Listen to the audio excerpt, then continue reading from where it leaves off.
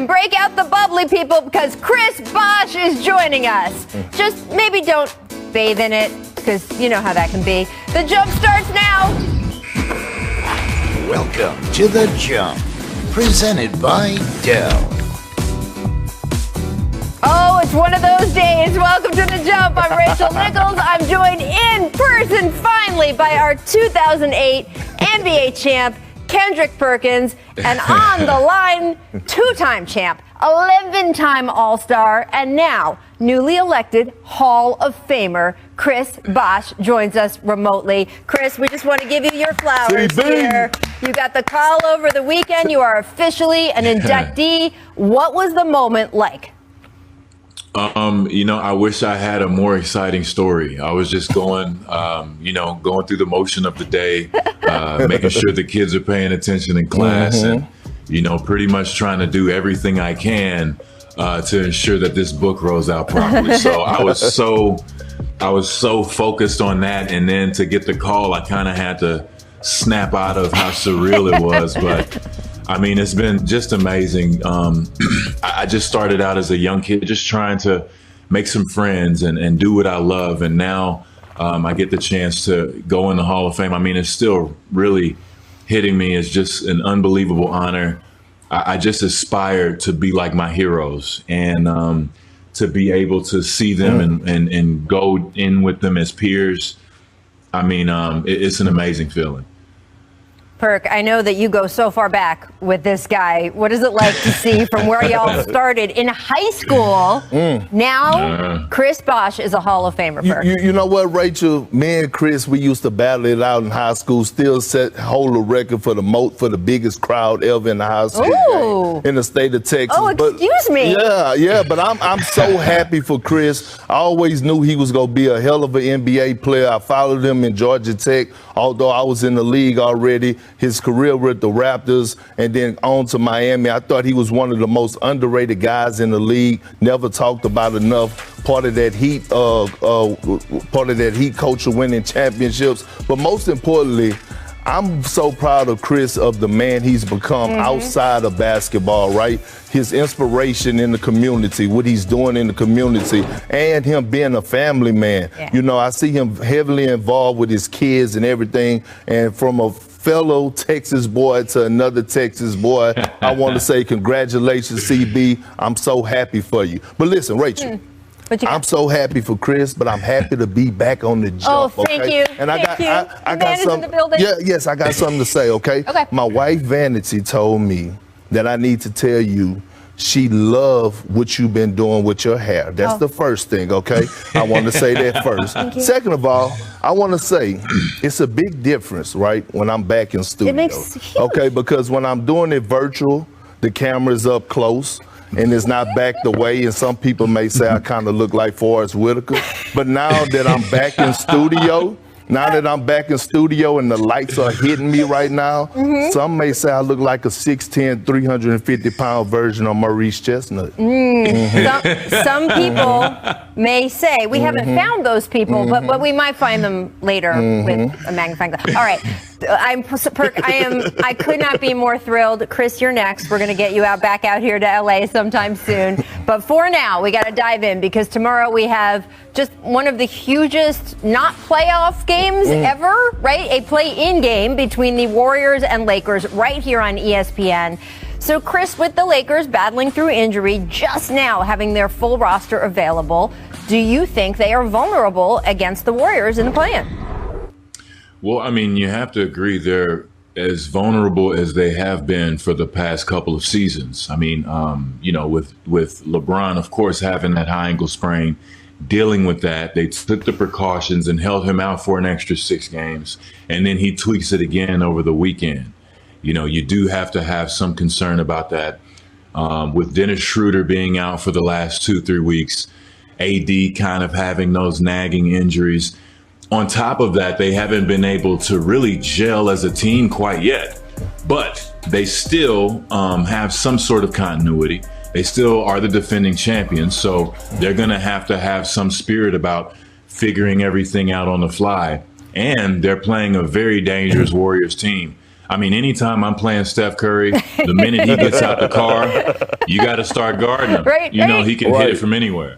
And look, I said that I would never go against the light-skinned brother from the Bay with the green eyes, but guess what? I would never go against the GOAT LeBron James. I tell you that much, all right? And I think that the Lakers will win tomorrow, and I think they will win in great fashion. And here's why.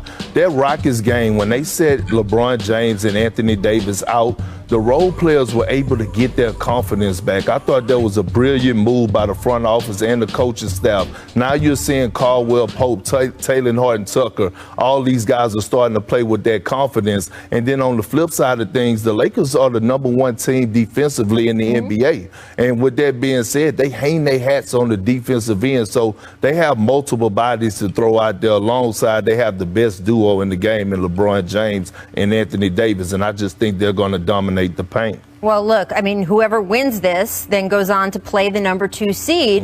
Do you think it's good for the Lakers if they're the ones who come out of this? If your prediction is correct, they will have gotten kind of an extra game with the guys back in the lineup who have been spotty and missing over the last month or two before they go in and face what will be a very tough matchup against Chris Paul, Devin Booker, and the Phoenix Suns. I do. I think that they need to get this 7th spot. And there's no disrespect to the Phoenix Suns, Rachel, because, you know, I've been high on them since the beginning of the season, but you know, Chris Paul, you know, in the MVP conversation, Monty Williams, Coach of the Year conversation, James Jones for his GM conversation, but guess what?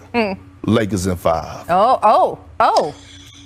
Chris, would you like to follow that up? I hear you. I mean, I think the Lakers, I think we can all agree, the Lakers, whoever they see in the first round, they're going to have supreme confidence that they could be successful. They know that they need to be healthy. And when they're healthy, they're the champions of the league. I think one of the things that'll be very important for them, kind of like Perk said, hang your hat on defense. Best defensive team in the league. You're going to play one of the best offensive players ever in the game tomorrow. So, you know, I think that's going to give them a little bit of a rhythm and sort of an advantage. And I'm going to agree with Perk again, how he was saying that last week's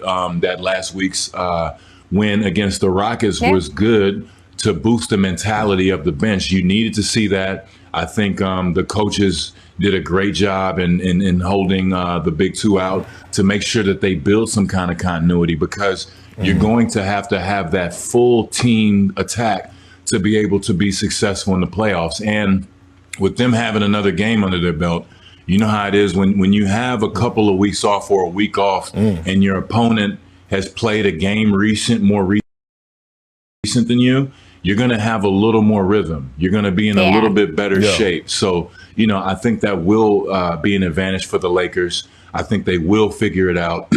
Bron will have to tend to his ankle, but I think he'll be more of a facilitator. You'll see him more in the post, drawing double teams and him kicking it out to his teammates to make plays. But, you know, they've been in tough situations before, and I don't think there's any situation that makes them nervous coming into this playoff series. Well, look, Chris, you have been on the court as a teammate with LeBron, I want to say roughly 24 times when he rolled or sprained that ankle and just sort of bionically came back. I mean, that was kind of one of the things he was known for injury-wise, that he had these bionic ankles. And then yet, of course, that high ankle sprain is a whole different scenario and has really seemed to thrown him. He's tweaked it a few times, and we'll have to see what happens when they play tomorrow night. But let's get to tonight, because the Pacers are hosting the Hornets in a single elimination playing game. So whoever loses goes home. The Hornets have announced Gordon Hayward definitely out. He hasn't played a game since suffering that right foot sprain in early April. And on the Pacers side, Karis LeVert is out due to the health and safety protocols. So, Chris, who do you think is the bigger absence, is going to be more of a detriment to their team that they're out? Either Hayward with the Hornets or LeVert with the Pacers? I'm going to go with Karis LeVert on that one. You know, just like you were saying, Hayward's been out for the last few games dealing with his injury. They've already built a chemistry and continuity without him. They've had some good wins, and they have very explosive players that could get the job done. And especially with the talent like Ball at the point guard, distributing to his teammates, they can play loose and get out and run and really get it going.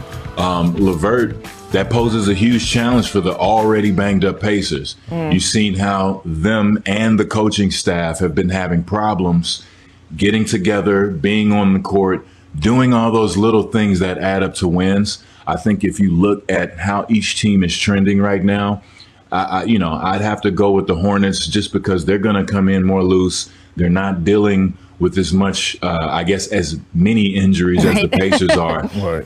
And, they don't have one of their leading scorers just out of the lineup. And, they're not in a position where they have to figure things out. They just have to keep playing the game that they've been playing over the last few weeks. You know what? I'm right there with you. When you look at Caris LeVert and think about what he did last year in the bubble towards the end of the season, I think he had a 40-piece wing dinner spicy, right?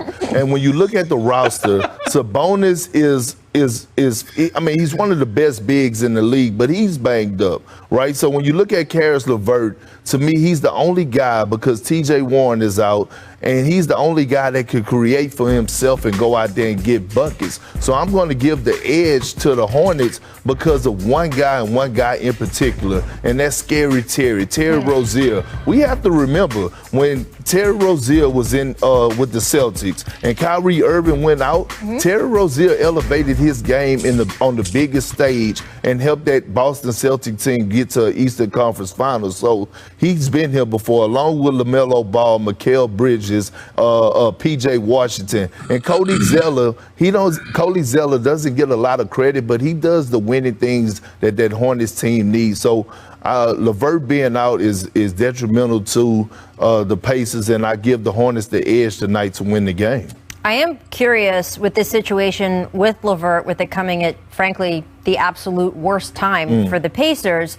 Now, I want to make clear, I don't know what is going on with Caris LeVert's medical situation, including because we know he had the kidney issue earlier this year, whether his doctors have told him, hey, you shouldn't get vaccinated right now, you should wait. So I am, again, not talking about Caris LeVert specifically, but I do wonder whether seeing a player on the roster of a playoff team, or in this case, a play-in team, be just suddenly plucked out because of COVID will make some of the other players around the league who haven't gotten vaccinated and are healthy enough to do so think twice about whether there is going to be pressure from their teammates to get vaccinated so this situation doesn't happen to them during the playoffs. And frankly, it's a new situation because we haven't dealt with COVID in this way before. But the history of athletics is littered with players who felt pressure from teammates or just their own internal pressure to maybe play injured or do something that they felt might not be great for their long-term health because short-term they want to win that championship. I am curious how this is going to go through the rest of the NBA season. But again, not specific to Caris LeVert because he has his own whole situation, and we just wish him the best. Absolutely. All right, coming up, the Nets' big three trying to hone their chemistry in a short amount of time. How can the Nets' three stars make it work? Well, Chris Bosh. You remember in the last segment when Kendrick Perkins called Chris Bosh underrated? It is very hard to be an 11-time All-Star and still underrated, but I think that you were, and so did the Hall of Fame. Welcome back to The Jump. We have, in fact, convinced the 2021 Hall of Fame inductee to stick around a little longer. Probably, because of that cool video was pretty good. Absolutely, Rachel. CP, look, CB, listen. When you was pouring the champagne right there, you was missing your whole mouth. It looked like it was going in your eyes. You was that turned up. You want to know one of the funniest things, man? The champagne burns, man. It was burning my face. I didn't know what to do. It was like I had this whole vision in my head, and I had to rebound on the fly, man. But I will tell you this, Chris, because you won your two titles in the same place. I have been in many championship locker room celebrations. They had more champagne available in the Miami locker room than any other baseball, Super Bowl, basketball locker room I have ever been in. And that was true in 2006 and in your two titles. And so the air just became so thick with champagne. It was like champagne humidity. So I don't blame you at all for missing the eye, is all I am saying. I do want to ask you a little bit about the comparisons we've heard all season between the Brooklyn Nets Big Three and, of course, your Miami Heat Big Three. So I wanted to get your take on it. Do you think there are similarities, or do you think it's just a completely different group? Well, I mean, it is a completely different group. You can say there's similarities as far as, the star power and the mix of talent. Of course, all of those guys handle the ball. So one of the things, in my opinion, that I felt that we had an advantage over was I could get out the way and let those ball dominant guys be themselves. One of the things they're going to have to figure out is how to distribute the ball equally, how to move it around. And it's great having Kyrie. It's great having James Harden and KD be able to get you a bucket at any point in time. But the other aspects of the game, the defensive continuity, moving the ball on offense, on the offensive end, playing together, those, when you have to get in those third and fourth and fifth situations to be able to score against a good defense, I think that's where they're going to have their challenges. And, how many games have they played together? Every time I watched TV, wanting to see the big three play in Jersey, I never saw them. 7.5? So it's technically 8, but it's really 7.5. Yeah. So, it takes a full 82-game season, which this season has been shortened, but it takes a full season to build up that chemistry and continuity within a team to be able to be successful. But with all that talent, I think they'll be able to be in every game. And if any team can figure it out on the fly in the history of the NBA, I think it would be this team. You know what? I agree with you. When you look at the Brooklyn Nets and their offensive firepower on the perimeter, we're talking about 3 of the most skilled guys to ever touch the basketball. But here's the separation to me. When I look at that Miami Heat team, right, you dove into it. When you talk about y'all defense, I remember playing against you guys, and y'all were tied on the string, rotating like the help was helping the helper. Guys were in their spots. If y'all were trapping a pick and roll, the next guy was already rotating and trusting the other to sink and fill. And then also, when you look at it, Dwayne Wade and LeBron James, I used to come out and watch pregame, and they used to work about 15 to 30 minutes on the block with Coach Fizdale. They didn't play a lot on the perimeter. What people don't realize, a lot of times they were taking guys to that block area and going down to work on that block area and punishing those smaller forwards and smaller guards. So that's the difference I see between the Heat big three and the Nets big three. It's interesting, though, right? Because you guys talk about defense. You're absolutely right. But the same way when you both were playing, you heard all the old heads saying, it's not like the 90s. It's not like the 90s when we had hand checking and defensive basketball. Frankly, you guys would have the right to say that to today's players, only in that the offensive explosion, the stat inflation that we have seen over these last 2 or 3 seasons has been so enormous that I don't know if it matters as much that this team is not as sharp defensively as your Miami Heat team was, Chris, because, again, the game has changed once again. The rules and just sort of the way games are being called, the way Great guys point. are taking shots from 3. So I'm curious to see how much that matters. We just don't know yet because we've never seen anything quite like this in this modern era of basketball. All right, I want to move on. Now, we talked about your old team, Chris. We got to talk about Perk's old team, the Boston Celtics.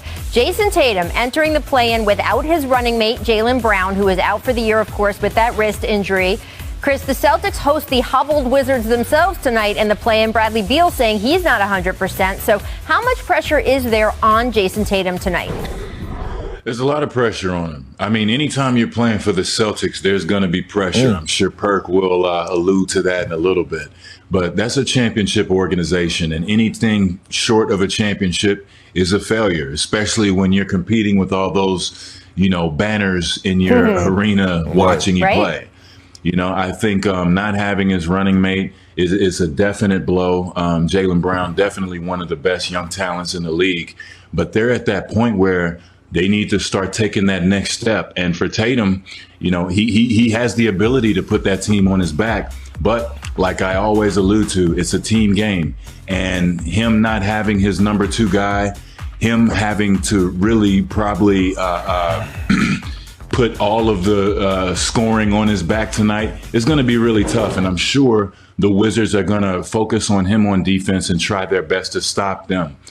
And, with that said, with that beast named Russell Westbrook, being able to just get a triple-double at will, and Bradley Beal, even though he's banged up, being able to get, 25, 30, 35 points a night, I think it'll be too much for the Celtics. It's like they're going down and the Wizards are going up right at the same time. So, we'll see what happens. I'm sure Jason will play a phenomenal game, but it's going to be tough to beat him in the situation that they're in right now. Well, look, I tell CB and Rachel, I tell you this: the Celtics better win this game today, right? Okay, because for one, Jason Tatum has the better personnel around him. Although Jaylen Brown is out, he still has Kemba Walker, right? A guy that is capable of going for 30. He still has Evan Fournier, a guy that averaged 20 this season. He still have Tristan Thompson, Robert Williams, Marcus Smart, right? When you look at the personnel of the Washington Wizards,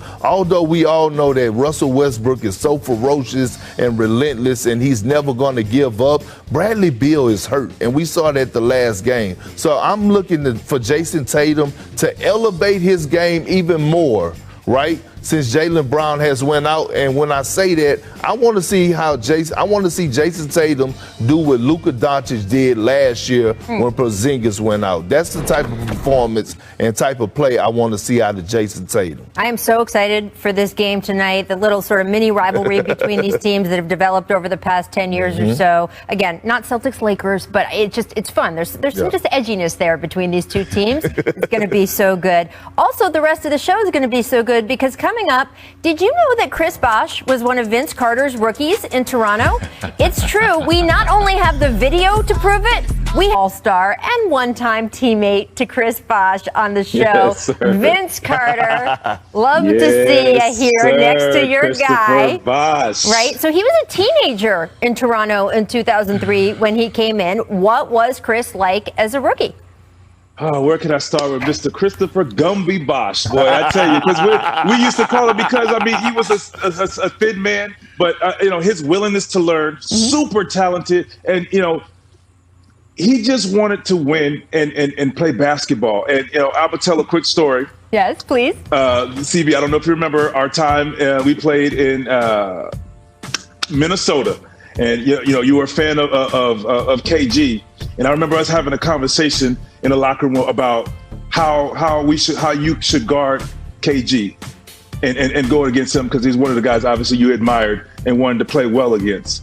And it was all about having success. And you were one of those guys that always asked questions. You were one of those guys that believed in yourself. And we wanted to implement you immediately because we were playing good basketball.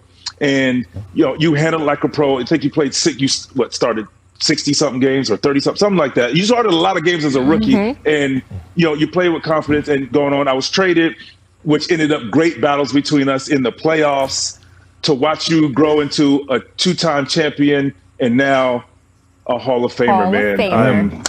I'm happy for you. I'm thankful. You deserve everything.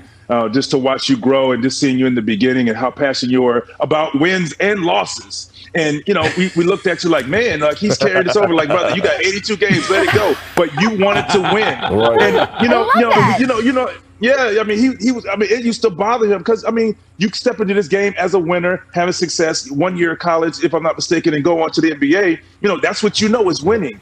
And he wanted to win. And you like that about it. I like that about a guy like that who comes into the league and it's like, how can we win?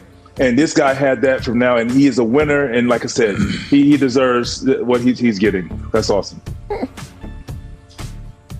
Thanks, man. I mean, that's crazy. Yeah, he remembers me. You saw me, barefaced and short-haired, little country in your diction. About 30, a little more country in me, about 30, 40 pounds lighter. But I was definitely in a situation, where, of course, playing with Vince Carter, I had to get over that pretty quickly and adjust to the NBA. I went from having you as a poster on my wall to you being right there in the flesh, getting on me and pushing me every day. And one of the things I loved about that situation, just coming in as the number 4 pick, everybody wanted me to come in and contribute right away. I knew it. I believed I could do it, but they showed confidence in me. I played a lot of minutes, fortunately, just to have that opportunity to come in the league and make a difference right away. And I'm telling you, there were some downs, but there were a lot of ups and a lot of just great lessons that I learned from that rookie season and being Vince's teammate. and just seeing how hard you have to work, and then how you can actually make a difference both in the community and in an organization with your play on the court. Vince set that tone, and when he got traded to Toronto, from Toronto, I just wanted to kind of continue that and try my best coming behind Vince to just really keep good basketball going in that city. By the way, did you Bet guys? you did, my brother. He certainly did. Did you guys hear that sentence? Vince, you went from a poster on my wall to one of the guys teaching me and pushing me. This is why he's one of the most eloquent guys in the game, and we are so thrilled, Chris, that you're going to be with us on and off throughout the playoffs here on The Jump. Another thing about the playoffs, as they increase, not only will we at The Jump get more Chris Bosh time, which I'm very excited about, but several teams are going to increase their attendance capacity for the postseason. Knicks owner James Dolan telling The Athletic he hopes for 13,000 fans in MSG starting this weekend. Y'all have all played in the Garden. You know what a difference that will make. Right now, it'll take nearly $1,000 just to get a ticket in the building, Knicks fans. 9 teams, in fact, announced increasing their capacity to at least 7,000 fans for the playoffs, including the Jazz, aiming for 71% of their arena full. We expect more increases over the next several weeks. So the impact of fans returning to arenas this season is significant, not just in terms of environment and atmosphere, but the win column as well. We actually saw in games with more fans in attendance, home teams winning more than 58% of the time compared to less than 51% without fans. So, Perk, how important will having large crowds be in the playoffs, and is this going to be an actual competitive advantage for some teams? Absolutely. It's very important, Rachel. And look, throughout your career, you have done a tremendous job of doing post-game interviews. And how many times have players came to you and said, the fans want us this game? And they're right? It's a reason that you fight for home court advantage, because you want a game 7 in your arena with the fan support. Or when you go on the road, guess what? In the road team, they says, don't let the fans get involved. And you take a team like the Utah Jazz, right? It's so tough to play in that environment right now. They have established identity in Utah. I think they're right now, they're beating teams by double figures when you come to Utah, and that's the type of identity and for as fan culture that you want. Rachel, Chris, Vince, we couldn't win in 2008. We couldn't win a road game to save our life in Atlanta or in Cleveland. That's true. I remember that. But we knew one thing: when we got you back to Boston, we was gonna beat the brakes off of you, and we did just that because of the atmosphere. I mean, it's a huge advantage. It's a reason why they say home court advantage, right? And it's a reason why you play a whole season to be able to have, like Perk was saying, that game 7 on your home court if it comes down to it. The main thing that I think of, I remember Damian Lillard pretty much throwing his hands in the air a few weeks ago saying, hey, where's our fans? We need fans to be able to be successful. They interject fans into the game. You see a better, different Portland team. And sometimes those fans give you that extra boost of energy that you need, especially in the playoffs. Going into Boston, going into New York, going into Philly, going into Utah. Those are one of the things that make them so difficult to play, because even if you're up by 20 points, if they score 2 points, you're going to feel like you're down. You're going to feel like you blow the whole thing. You blew the whole thing in less than 1 minute.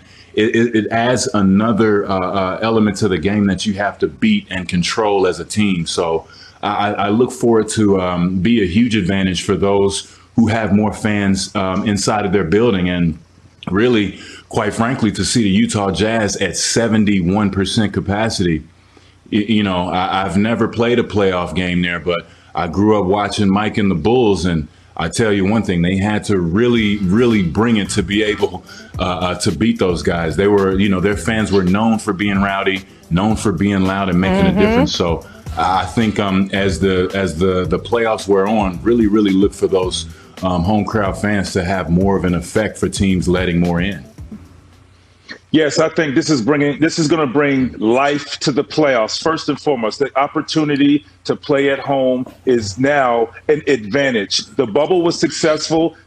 Teams, you play and it worked out, but it's nothing like earning home court advantage all season long to now get to the playoffs and play your first game and now have that game 7, like you said, Perk, at home. And now you can rely on your crowd. Just imagine as a team going through on a 10-0 run in an important game, like the play-in game, and your crowd now just amps up the level of intensity because of the noise. And now you go, that villain comes in or that player comes in playing. I call that game. You see this right here? I call that game. Courtside Karen. I call that game. And the wonderful thing about what LeBron said is like, you know what? I embrace it. I enjoy having fans back in the building going at me because it's going to make me elevate my game just a little more as when you're on the road as well as the home team. So to have fans, if you look in there, you can hear them chanting, "Let's go," whoever it is. That's what it's all about, and that can elevate you in a playoff series. Look, we just saw, right? You just saw that video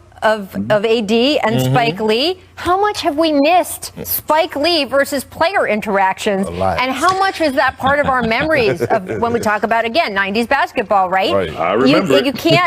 You can't have those clips without the fan interaction, Reggie and Spike and Michael and some of the fans, and it's absolutely true that we're getting that back, which is so great. I will say that the NBA and certain state governments have worked together and said that if more fans are vaccinated, they can have fully vaccinated sections of these arenas, and that will allow them to increase capacity. So you just heard 3 NBA players tell you guys out there that fans make a difference. Having full buildings make a difference. So support your team, go get vaccinated, and then come and yell and cheer to your heart's content. Chris, thank you so much for joining us. As I mentioned, we will see you soon on this show. I could not be more thrilled. Congratulations again on the Hall of Fame. Congratulations, brother. We Congratulations, are man. so excited for you. And coming up on this show, awards